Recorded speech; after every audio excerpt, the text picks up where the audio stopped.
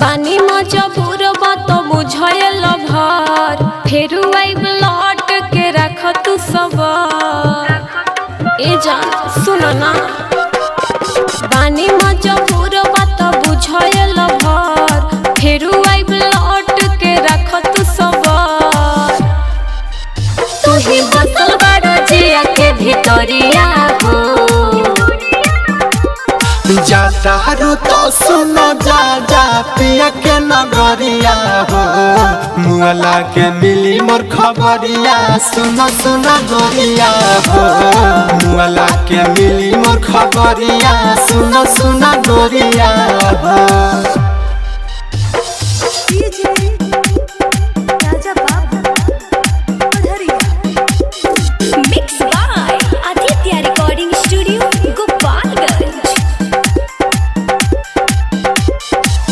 मोर के काहे तू करता रबतिया, अपनो जिंदगिया सुधार संहतिया। सुनो ये जान पछताता निया जो हो, तोहरा से प्यार करके कोई नहीं गलतिया। मोर के काहे तू करता रबतिया, अपनो जिंदगिया सुधार संहतिया। सुनो ये जान पछताता निया जो हो, तोहरा से प्यार करके कोई नहीं गलतिया। बुझ बाउर बाटे प्यार के डगरिया हो,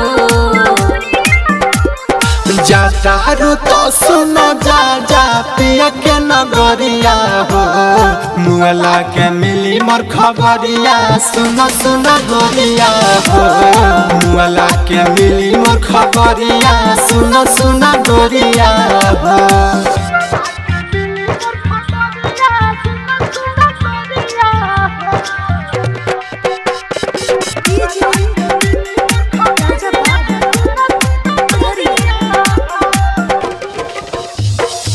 बारे महीना में बरहली आई, सुन दीपक नाही तोह के सताई। तू खुश रहबू से सनाथ के संगवा, तारा बिना अभी हम छटपटाई।